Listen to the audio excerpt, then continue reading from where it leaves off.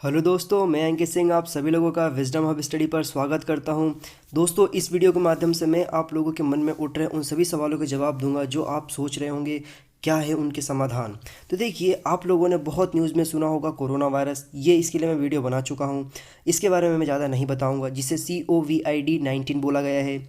मैं बताऊंगा लॉकडाउन क्या होता है। जैसे आपने बहुत सारा जगह से न्यूज़ सुना होगा कि इस जगह पे लॉकडाउन हो गया, उस जगह पे लॉकडाउन हो गया, क्या होगा अब क्या नहीं होगा। तो इन सारे सवालों के जवाब मैं इस वीडियो के माध्यम से दूंगा, जानकारी प्रोवाइड कराऊंगा। किस प्रकार की सेवाएं चालू रहेंगी, किस प्रकार की सेवाएं बंद रहेंगी, आपको किस तरीके से बिना पैनिक हुए अपने काम को करना है, ये सारी सिचुएशन को मैं बताऊंगा। तो देखिए, अभी तक क्या हो रहा है। जब मैं इस वीडियो को रिकॉर्ड कर रहा हूँ 23 मार्च 2020 को, तो यहाँ पर 22 राज्यों में के 75 जिलों में लॉकडाउन घोषित किया जा चुका है। दोस्तों, ये 22 राज्यों की जो जानकारी है ये बढ़ भी सकती है, 23 राज्य भी हो सकते हैं यहाँ पर।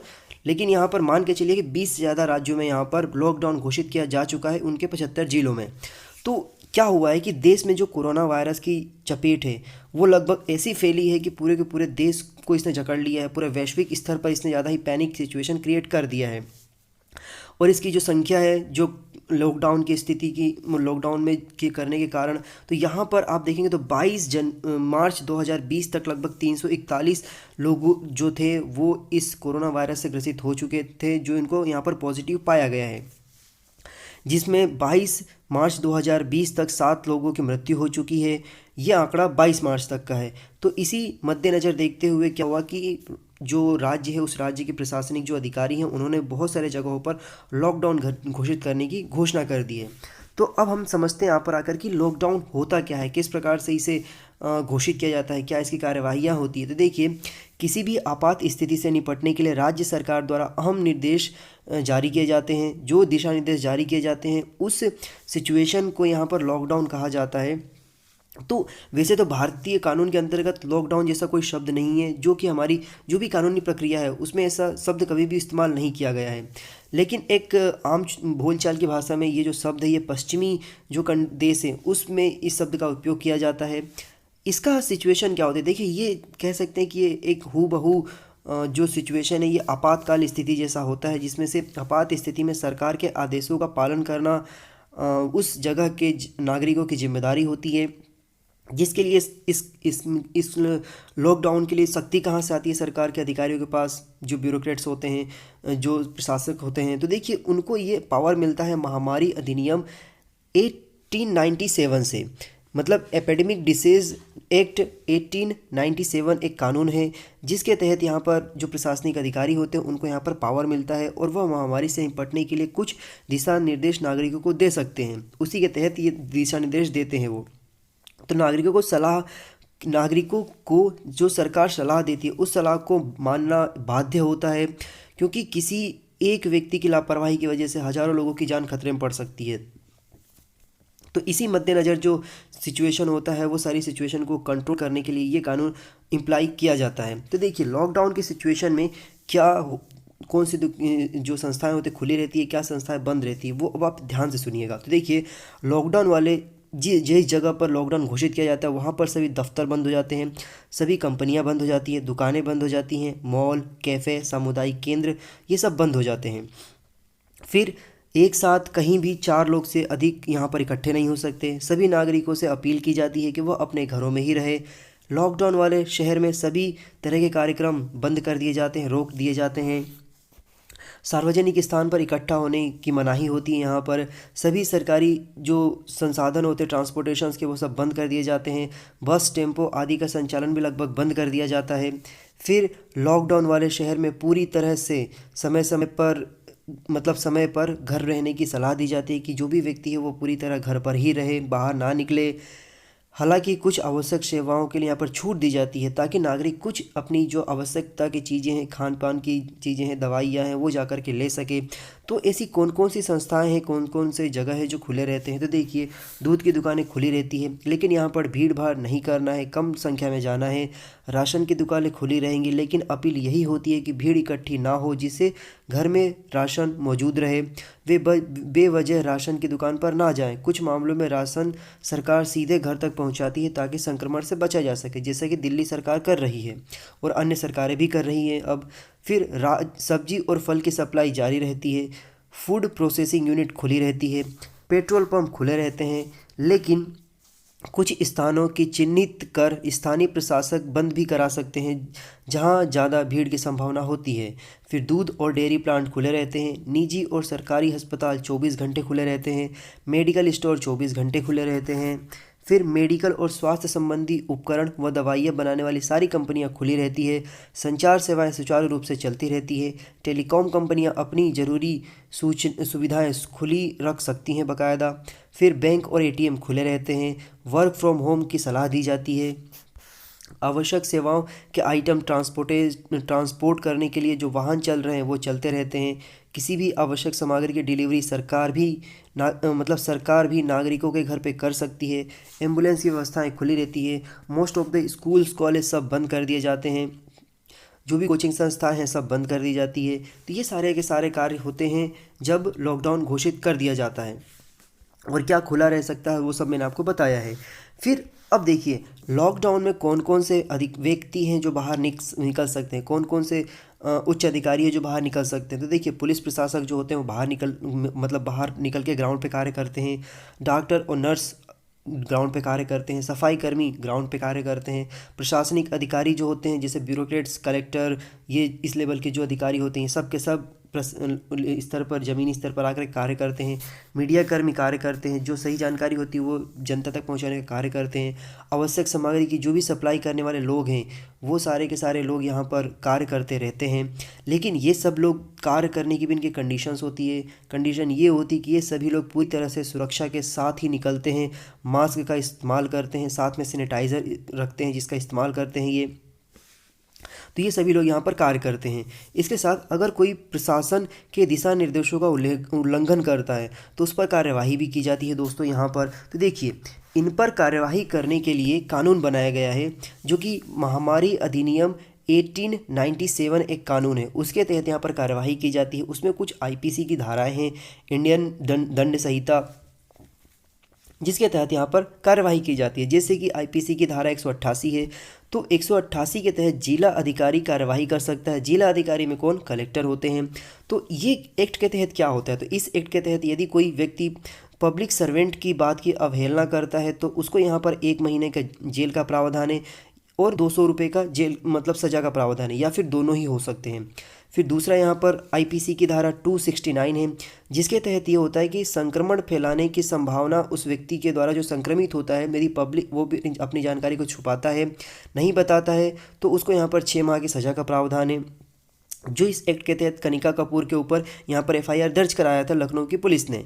फिर इसके बाद आईपीसी की धारा 270 है, जिसके तहत भी यहाँ पर कार्यवाही की जाती है। तो इसमें कार्यवाही जो की जाती है इन धाराओं के तहत लापरवाही बरतने और संक्रमण फैलाने और दूसरों की जान को खतरे में डालने के मामले के कारण यहाँ पर ये धाराएं लगाई जाती है और इसका भी सज़ा का प्रावधान है। तो ये कुछ कानूनी प्रावधान है। और ये जो आईपीसी है दोस्तों, इंडियन पीनल कोड, ये 1860 अधिनियम के तहत ये पूरा का पूरा सज़ा का प्रावधान किया गया है। दोस्तों अब मैं आपको बताता हूँ कि किन किन देशों में लॉकडाउन घोषित किया जा चुका है या संभावनाएं बन चुकी है। तो देखिए चीन, Denmark, El Salvador, France, Ireland, Italy, New Zealand, Poland और स्पेन में लॉकडाउन जैसी स्थिति बन चुकी है। फिर इसके बाद चीन में सबसे पहले लॉकडाउन किया गया था। उन्होंने लॉकडाउन करके ही पूरा कोरोना वायरस का जो संक्रमण है उसको कंट्रोल किया अपने लेवल पर, इसीलिए वहाँ पर लॉकडाउन किया जा चुका है। इटली में जो मामला है वो बहुत गंभीर होने के बाद वहाँ पर प्रधानमंत्री ने पूरे देश को लॉकडाउन किया। अगर वो सिचुएशन वहाँ पर पहले कर दी जाती, यहाँ पर लॉकडाउन घोषित कर दिया जाता, तो जो आज आप देख रहे हैं कि चाइना से ज़्यादा मरने वालों की संख्या यहाँ पर इटली में हो चुकी है, तो वो लेट किया गया। लेकिन हमारे देश में हम देख सकते हैं कि जो हमारी जो सिचुएशन है, हमने पहले ही इस चीज़ को कब करने के लिए लॉकडाउन घोषित कर दिया है। इसके बाद स्पेन और फ्रांस ने भी कोरोना संक्रमण को रोकने के लिए यही कदम उठाया है। तो लॉकडाउन क्या है कि लोगों के एक से दूसरे में संपर्क ना हो, क्योंकि जो ये बीमारी है ये मोस्टली ह्यूमन टू ह्यूमन फैल रहा है, मतलब मनुष्य से मनुष्य के द्वारा फैल रहा है ये, इसलिए यहाँ पर मनुष्य का जो कम्युनिकेशन है वो यहाँ पर ब्रेक किया जा रहा है। इस वजह से ये जो है इसलिए यहाँ पर लॉकडाउन घोषित किया गया है। इसके साथ साथ दोस्तों यहाँ पर अब मैं बताता हूँ आपको कि कब कब पूरे विश्व लेवल पर लॉकडाउन घोषित किया गया है। तो देखिए अमेरिका में पहली दफ़ा 9/11 का जो आतंकी हमला हुआ था उसके लिए यहाँ पर 3 दिन का लॉकडाउन घोषित किया गया था। दिसंबर 2005 में न्यू साउथ वेल्स में पुलिस फोर्स ने दंगा रोकने के लिए लॉकडाउन किया था। फिर 19 अप्रैल 2013 को बोस्टन शहर को आतंकी गतिविधियों से खोज निकालने के लिए यहाँ पर लॉकडाउन किया गया था। फिर यहाँ पे नवंबर 2015 में पेरिस हमले के बाद जो संदिग्ध थे उनको पकड़ने के लिए यहाँ पर 2015 में ब्रुसेल्स में लॉकडाउन घोषित किया गया था। फिर यहाँ पे दोस्तों कुछ डेटा है जो कि मैं आपको बताऊंगा इस, और कुछ टर्मिनोलॉजीज हैं जिनको मैं आपको समझाऊंगा कि क्या होते हैं ये। तो देखिए, आपने सुना होगा आउटब्रेक। आउटब्रेक क्या होता है? तो देखिए, आउटब्रेक मतलब ये होता है कि जब कोई बीमारी एक पर्टिकुलर क्षेत्र में प्रसारित होती है तो उसके यहाँ पर आउटब्रेक कहा जाता है। जैसे कि ये जो कोरोना वायरस था, ये प्रारंभ में चाइना के जो सिटी है वहाँ पे वुहान में प्रसारित हुआ था। तो जब किसी एक पर्टिकुलर निश्चित जगह पर ये प्रसारित होता है तो उसके यहाँ पर प्रकोप किया जाता है, कहा जाता है, इंग्लिश में उसे आउटब्रेक कहा जाता है। लेकिन जब वह बीमारी उस पूरे क्षेत्र से निकल करके बहुत सारे क्षेत्रों में फैल जाता है, पूरे राज्य में फैल जाता है, उस देश में फैल जाता है, तो उसे यहाँ पर महामारी कहा जाता है, जिसे इंग्लिश में एपिडेमिक कहा जाता है। फिर इसके बाद क्या होता है कि वह बीमारी निकल करके कई देशों में, फिर उस कई देशों से फिर और भी कई देशों में, और इस तरीके से 100 से ज़्यादा देशों में जब वो फैल जाता है तब इसे यहाँ पर वैश्विक महामारी कहा जाता है, और इंग्लिश में उसे पैंडेमिक कहा जाता है। तो ये तीनों परिभाषाएं हैं इसकी।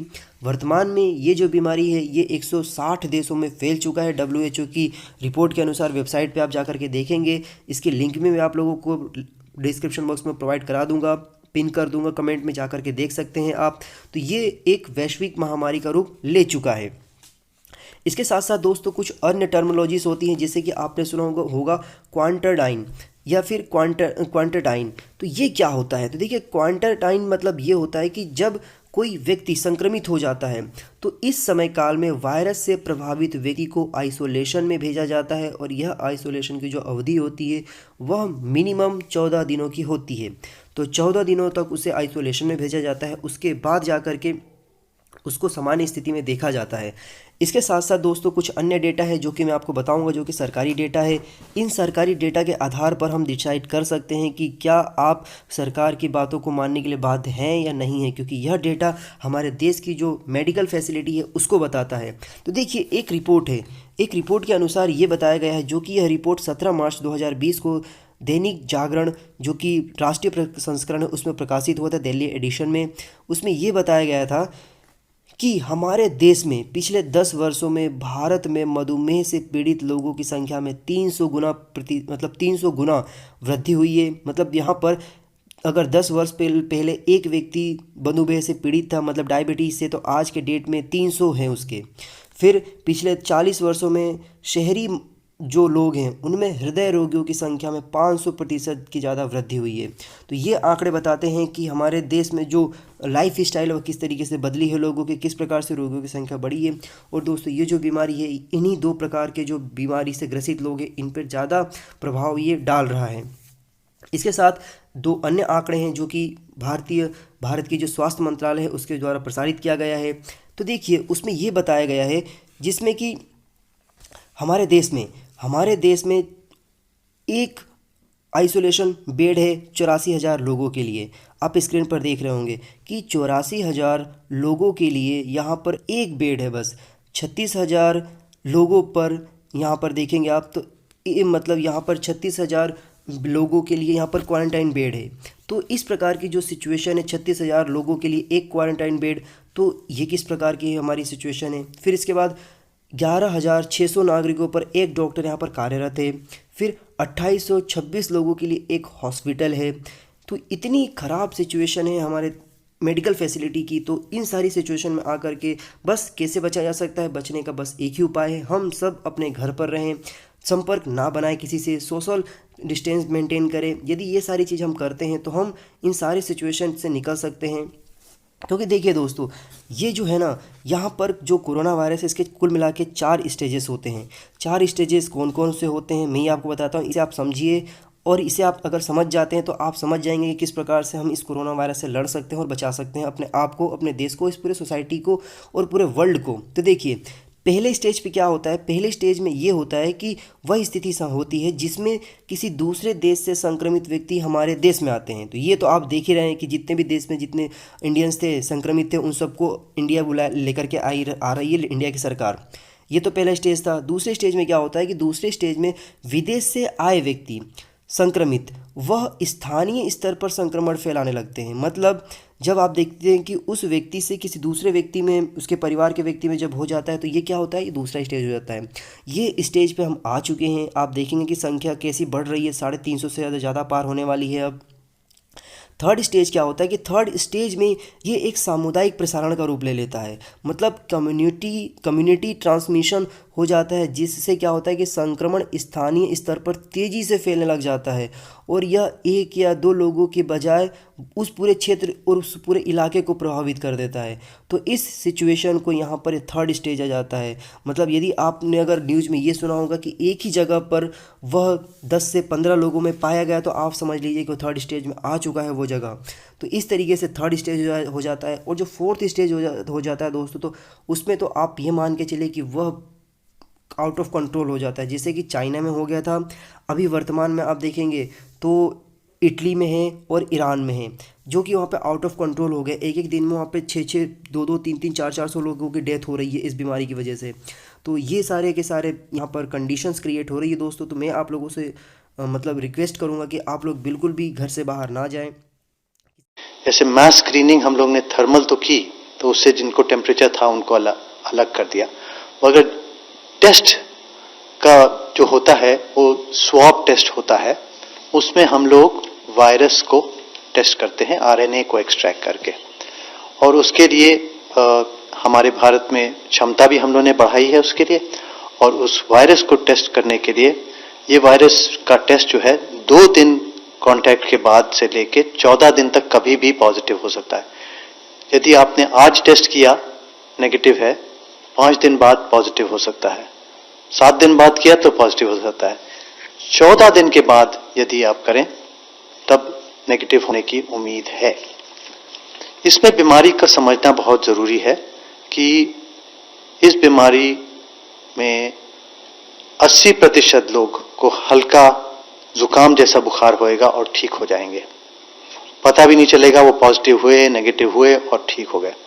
20% में कुछ आपको खांसी जुकाम बुखार हो सकता है, जिसमें से 5% को अस्पताल में भर्ती करने की जरूरत पड़ती है। और जो 5% अस्पताल में भर्ती होते हैं उसमें उनको सपोर्टिव ट्रीटमेंट दिया जाता है। और कुछ में नई दवाएं आई हैं, वो ट्राई की जा रही हैं, उनका भी रिजल्ट कुछ जगह इतना जादू नहीं है, क्योंकि मौतें यहाँ भी हो रही हैं, चाइना में मौतें, इटली में भी हो रही हैं मौतें, यूके में भी हो रही हैं मौतें, यूएसए में भी हो रही हैं। जब सारी व्यवस्था है उनके पास, इतने बड़े बड़े देश हैं जिन्होंने बहुत ही तरक्की की है, उनके यहाँ भी वो डेथ को नहीं प्रिवेंट कर पा रहे हैं। तो हम लोग को फोकस करना है कि अगर हम लोग आइसोलेट कर दें उस जो बाहर से आए हैं, उनको 15 दिन के लिए 14 दिन के लिए क्वारंटाइन कर दें, और यदि होम क्वारंटाइन भी कर रहे हैं तो उनको बिल्कुल दूर रखना है, कम से कम 1 मीटर या अलग कमरे में रहें तो बहुत ही बढ़िया रहेगा। यदि कुछ लोग बच्चे आ गए हैं, अपने घर भी चले गए हैं कुछ, तो उनको अलग कमरे में रहना जरूरी है। किसी भी प्रकार की व्हाट्सएप पर आ रही अफवाहों से बचिए दोस्तों। आप लोग जो भी अगर किसी भी स्रोत का यूज़ करना चाहते हैं जानकारी प्राप्त करने के लिए, तो आप भारत सरकार की प्रेस इन्फॉर्मेशन ब्यूरो PIB जिसे कहा जाता है, आप फेसबुक पर फॉलो करिए, आप ट्विटर पर फॉलो करिए, आप यूट्यूब पर फॉलो करिए। इसके साथ साथ जो भी मंत्री हैं हमारे, उन मंत्री को फॉलो करिए। डॉक्टर हर्षवर्धन सिंह को फॉलो करिए, जो कि हमारे मंत्री हैं। आप देखेंगे तो ये स्वास्थ्य मंत्री हैं। फिर इसके साथ साथ प्रधानमंत्री मोदी को फॉलो करिए, PMO को फॉलो करिए, ऑफिस को फॉलो करिए। तो ये जो मंत्रालय हैं, इसके बाद स्वास्थ्य मंत्रालय की जो हैंडल है उसको फॉलो करिए, तो वहाँ से आपको ऑथेंटिकेट इन्फॉर्मेशन मिलेगी। और दोस्तों मेरा एक फेसबुक पेज है जिसका नाम आप देख रहे हैं यहाँ पर, अंकित सिंह अनअकैडमी। अंकित सिंह अनअकैडमी आप डालेंगे फेसबुक पर तो आपको वहाँ पर एक पेज दिखाई देगा। आप अगर इतने सारे हैंडल को फॉलो नहीं करना चाहते तो आप मेरा फेसबुक पेज फॉलो करिए, जिसका मैं लिंक आप लोगों को डिस्क्रिप्शन बॉक्स में प्रोवाइड करा दूंगा। वहाँ से आपको ये सारी की सारी जो ऑथेंटिकेट इन्फॉर्मेशन है वो वहाँ पर प्रोवाइड करा दी जाएगी। इसी के साथ साथ ये दोस्तों मैं आप लोगों से एक और बात कहना चाहूँगा कि यदि आप लोगों को ये वीडियो इन्फॉर्मेटिव लग रहा है तो इसे अपने दोस्तों के साथ शेयर करिए। और अन्य प्रकार की इससे संबंधित कोई भी इन्फॉर्मेशन अगर अपडेट्स होती है तो मैं आपको इसी चैनल पर विजडम हब स्टडी पर प्रोवाइड कराऊंगा। आप मेरे चैनल को सब्सक्राइब कर लीजिए, बेल आइकन बटन दबा दीजिए ताकि जब भी वीडियो अपलोड करूँ आप लोगों के पास नोटिफिकेशंस आ जाए। तो चलिए फिर से मुलाकात होगी एक नई जानकारी के साथ, एक इन्फॉर्मेशन के साथ। Have a good day.